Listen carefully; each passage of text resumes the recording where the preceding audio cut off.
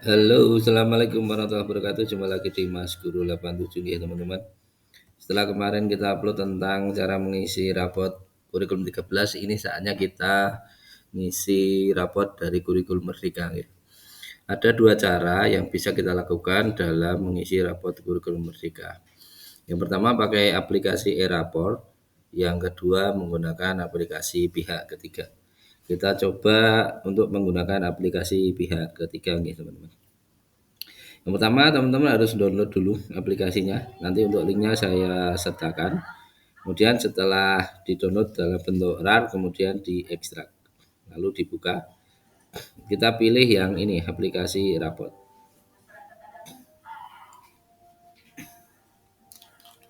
Tunggu prosesnya. Nanti kita akan dibawa masuk. Nah, ini sudah saya edit ini. Saya akan jelaskan beberapa fitur dan cara untuk mengisinya. Aplikasi ini terdiri dari tiga bagian utama yaitu data utama, kemudian input nilai, dan output rapor. Kita bahas dulu yang pertama tentang data utama. Data utama nanti terbagi menjadi data sekolah, kemudian data siswa, tujuan pembelajaran, dimensi project P5. Kita coba yang pertama, data input sekolah. Nah, di dalam menu ini nanti teman-teman isi sesuai dengan data satuan pendidikan yang ada di tempat jenengan. Bahasanya A, kelas 2, nama sekolahnya, NPSN, kemudian kode pos, alamat, terus tahun pelajaran, semesternya, nama kepala sekolah, NIP, kemudian nama guru kelas, email, dan tanggal rapot. Terus kita juga bisa menambahkan logo ya. Jadi ini logonya ada dua, yaitu logo dari Tutwir Yandayani dan juga logo MI. Nanti kalau mau ganti ini dihapus dulu, kemudian insert logo yang berbentuk PNG. Dan kita juga bisa membuat stempel digital ya. Jadi nanti tinggal diganti-ganti aja untuk nama SD-nya. Untuk data sekolah cuma itu saja. Kalau untuk mata pelajarannya sudah ada di sini. Yang kedua lanjut kita adalah data siswa. Ini karena aplikasinya offline, jadi ini mengisinya harus manual ya, manual. Jadi kita ngisi NIS, NISN, nama panggilan, terus tempat tanggal lahir, jenis kelamin, agama, pendidikan, alamat, nama ayah ibu, alamat ayah ibu, dan seterusnya. Saya yakin ini mudah untuk dipahami. Kemudian kita juga bisa menyesuaikan dengan jumlah peserta didik di dalam satu kelas. Karena kelas 2 tempat saya 17, saya pakai 17. Oke, setelah input data anak atau siswa selesai, lanjut ke tujuan pembelajaran. Nah, di sini ada menu-menunya nggih. Jadi ada pendidikan Pancasila, bahasa Indonesia, matematika, dan lain sebagainya. Kemudian kita bisa menentukan jumlah TP yang akan kita masukkan berapa, 1 sampai 20. Saya hanya pilih 4. Kemudian kita mengisi deskripsi TP-nya di sini nggih. TP-nya di sini saya ngambil dari platform Merdeka Mengajar. Jadi disesuaikan TP dan CP pendidikan masalah apa saja kita masukkan. Terus untuk lingkup materi ini saya ngambil dari LKS tentang tema-temanya atau bab-babnya saya masukkan di sini. Sedangkan untuk nomor ini sebenarnya asal nggak apa-apa. Dibuat 1, 2, 3, 4 nggak apa-apa. Ini nggak terlalu berpengaruh. Tapi kalau mau menulis ini harus diawali dengan tanda petik di depan ya. Oke, untuk TP silakan dimasukkan sesuai dengan pelajaran yang ada di tempat teman-teman. Kita lanjutkan tentang dimensi project nih. Jadi untuk semester 2 itu ada project P5. Di sini disediakan tiga project, tapi saya hanya mengisi 2. Nanti project pertama teman-teman klik di sini, kemudian ditulis judulnya proyeknya apa, kemudian deskripsinya tentang apa, terus dimensi P5 kan ada 6 ya. Nanti bisa dipilih di sini. Misalnya berkebinekaan global, misalnya kita klik, Untuk elemennya nanti di sini juga sudah ada pilihannya, tinggal disesuaikan saja. Terus untuk sub elemennya juga sudah disediakan, silakan dipilih. Dan untuk capaiannya ini otomatis akan terisi dengan sendirinya. Itu project 1, terus project 2 silakan juga sama diisi. Sama seperti tadi caranya. Dan jika ada project ketiga juga sama, silakan diisi. Oke, untuk bagian data utama sudah clear ya. Sudah jelas. Kemudian yang kedua, bagian kedua adalah input nilai. Di bagian input nilai ini ada sejumlah mata pelajaran yang disediakan. Pertama agama, kita klik dulu. Nanti saya contohkan satu aja karena cara mengisinya sama ya.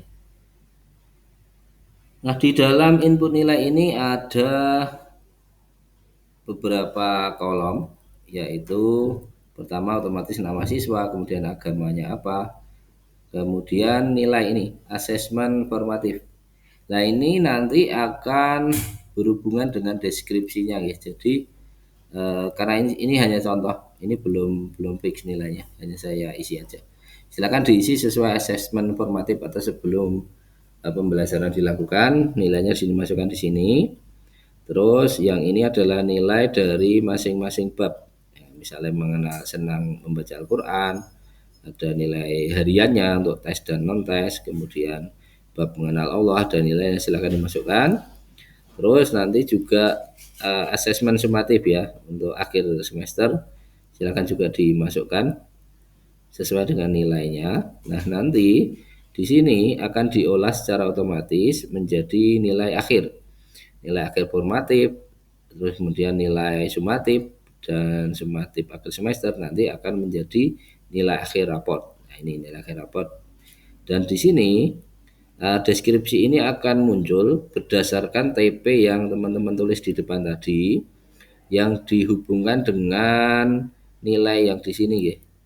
Nah, ini di sini. Jadi nanti di sistemnya akan otomatis misalnya ini nilai tertingginya adalah poin pertama. Nah, nanti CP di nomor pertama tadi akan muncul sebagai yang sudah tercapai. Nah, untuk yang terendah, nilai terendah nanti akan muncul sebagai yang perlu ditingkatkan atau perlu pendampingan.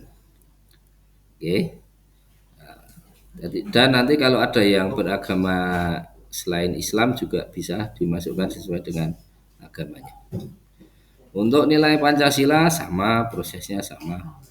Kita memasukkan nilai asesmen, kemudian nilai formatif dan asesmen akhir semester.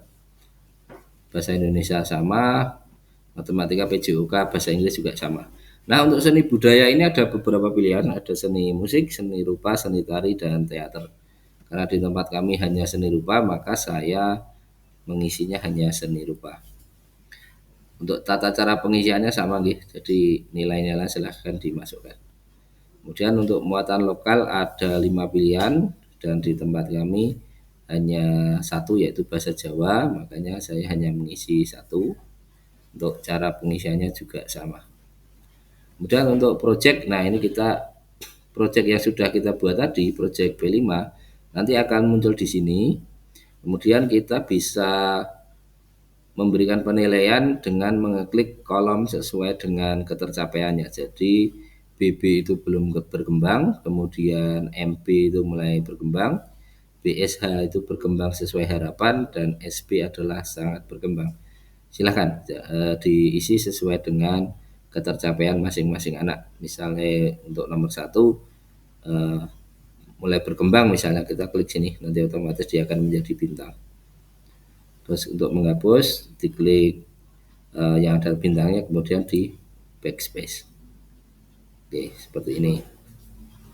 Project 1, project 2 juga sama, project 3 kalau ada juga sama cara pengisiannya. Dan untuk catatan project ini tersedia untuk project 1, 2. Jadi kita memberikan catatan kepada masing-masing anak tentang proyek yang sudah dijalankan. Apakah anak itu sudah memahami atau belum? Silakan ditulis di sini. Bisa dibuat sama, bisa juga dibuat sesuai dengan masing-masing anak. Oke, setelah input nilai semuanya kita lakukan, nah kita bisa mengecek output rapor ya, output rapor. Ini menunya ada beberapa, ada ekstrakurikuler, ada absen, ada naik atau tinggal kelas, ada rapor, leger, buku siswa, dan piagam. Kita mulai dari ekstrakurikuler, kita bisa klik di sini. Kemudian silakan ditulis ekstra apa yang ada di sekolah teman-teman. Kalau tempat kami hanya ada pramuka, saya tulis pramuka, kemudian copy, kemudian kita paste ke bawah, dan deskripsinya kita berikan keterangan apakah baik, cukup, atau dan yang lainnya. Kalau ada ekstrakurikuler yang lain bisa dituliskan di sini. Jadi ini ada 3 pilihan ekstrakurikuler. Terus selanjutnya masalah absensi atau presensi siswa, nanti kita bisa masukkan ke sini nggih. Si A sakit berapa kali, izin berapa kali, alfa berapa kali, silakan ditulis di sini. Cukup jelas saya kira untuk ini, tidak perlu dijelaskan. Terus untuk menu naik atau tinggal kelas, nah di sini silakan diklik naik atau tinggal kelas sesuai dengan kondisinya. Terus kita lanjutkan untuk rapor ya. Kita bisa melihat hasil dari input kita melalui menu rapor ini. Jadi rapor ini akan terbagi menjadi beberapa, yaitu rapor intrakurikuler, rapor lampiran, rapor proyek, dan rapor tengah semester.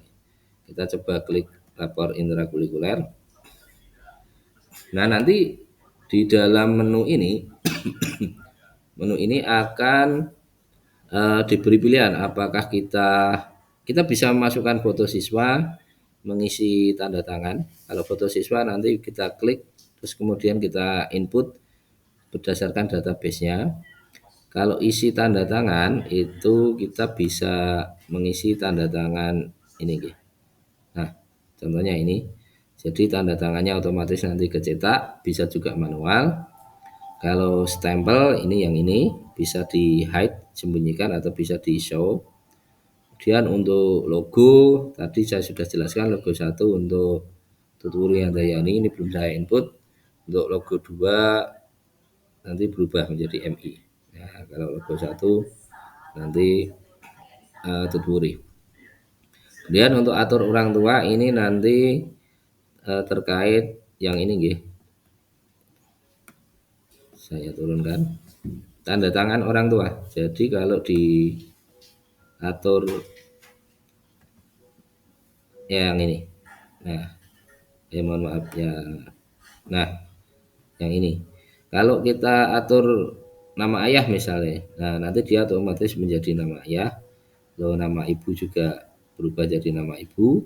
Kalau kita hanya atur orang tua maka dia akan kosong seperti ini. Terus kita juga bisa menampilkan tampilan dari rapot ini dengan mengeklik ini nggih.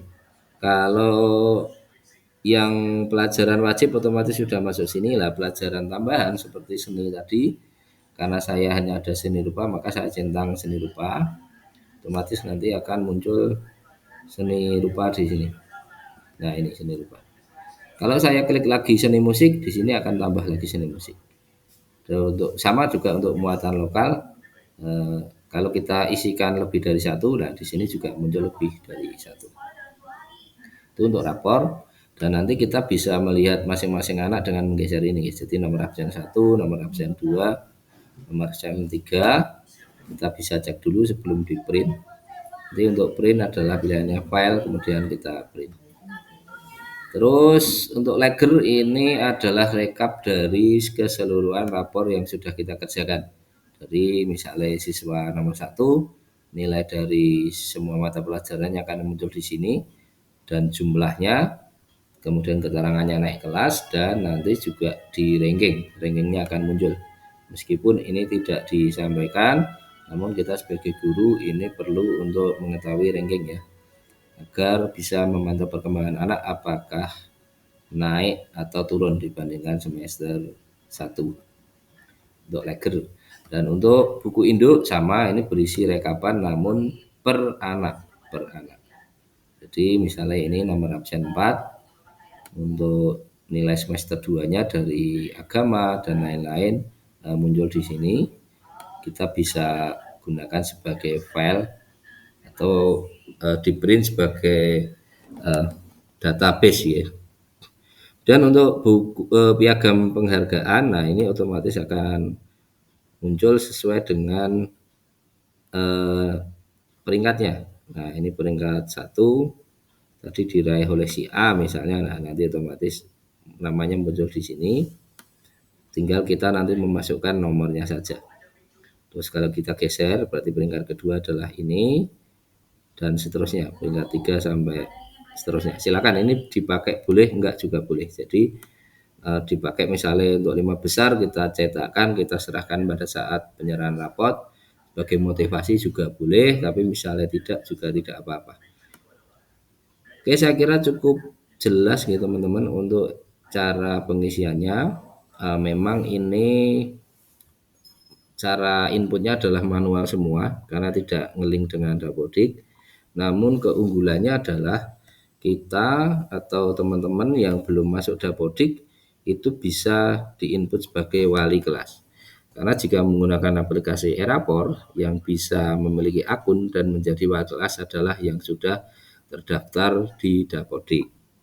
Padahal di lapangan belum semua guru itu bisa terdaftar di Dapodik. Maka aplikasi pihak ketiga ini bisa digunakan untuk mengantisipasi hal tersebut. Cuma kekurangannya itu tadi bahwa kita harus melakukan input manual. Oke, demikian yang bisa saya sharingkan. Nanti kalau ada yang belum jelas atau ada pertanyaan silahkan dapat ditanyakan melalui kolom komentar maupun ke nomor saya. Terima kasih, semoga dalam pengisian rapot tahun ini menjadi lancar dan teman-teman tetap semangat. Terima kasih. Wassalamualaikum warahmatullahi wabarakatuh.